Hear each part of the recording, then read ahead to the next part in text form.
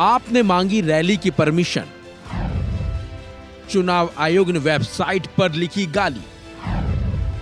हंगामा मचने पर चुनाव आयोग ने किया ये काम। क्या चुनावी रैलियों के परमिशन को मांगना अपराध है? क्या परमिशन मांगने पर चुनाव आयोग गाली देगा?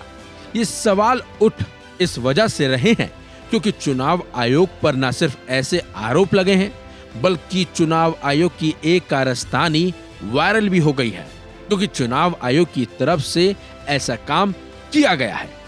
बकायदा जिनको गाली दी गई है उन्होंने उस पोस्ट को वायरल भी कर दिया है।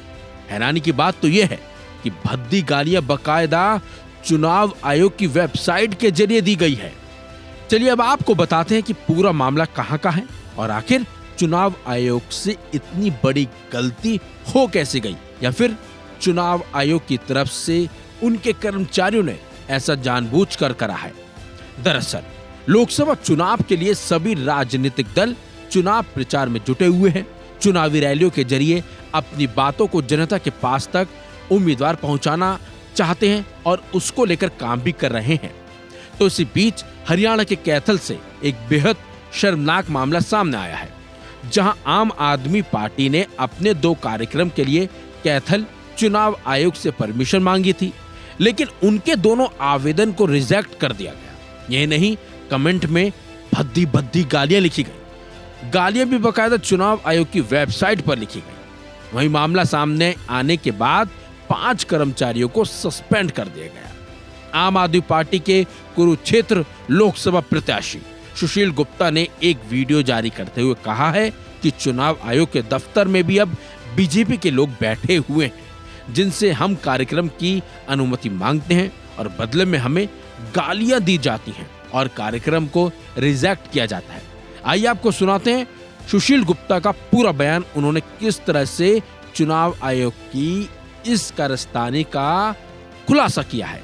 हरियाणा के अंदर election commission of India Bharatiya Janata party का पप्पू बन गया। आम आदमी पार्टी ने 7 तारीख के लिए 2 प्रोग्राम की परमिशन डाली। एक परमिशन में लिख के आया कोना दिल्ली रिजेक्टेड, और दूसरे परमिशन में लिख के आया मां की भद्दी गालियां।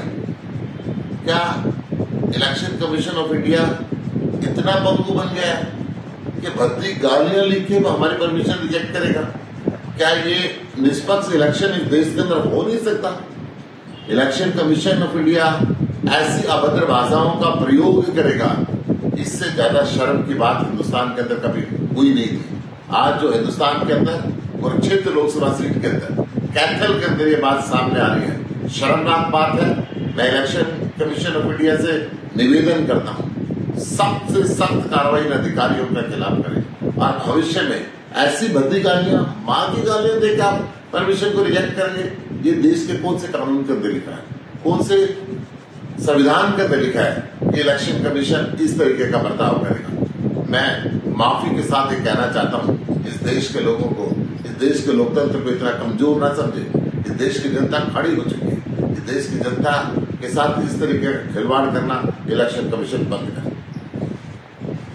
आम आदमी पार्टी के प्रदेश उपाध्यक्ष अनुराग ढांडा ने भी बयान जारी करते हुए कहा है कि ये देश के लोकतांत्रिक इतिहास में एक काला अध्याय है, जहां कैथल में इंडिया गठबंधन के तहत आम आदमी पार्टी के उम्मीदवार सुशील गुप्ता के कार्यक्रम की परमिशन मांगने पर चुनाव आयोग द्वारा कार्यक्रम की परमिशन भी रद्द कर दी जाती है और भद्दी गालियां भी लिखी जाती है।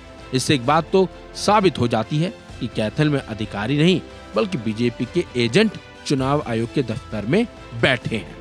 बेशक चुनाव आयोग ने कार्रवाई करते हुए कुछ लोगों को सस्पेंड कर दिया हो, लेकिन ये घटना न सिर्फ शर्मनाक है बल्कि जांच का विषय भी है। इस खबर में बस इतना ही। अपडेट्स के लिए बने रहिए वन इंडिया हिंदी के साथ।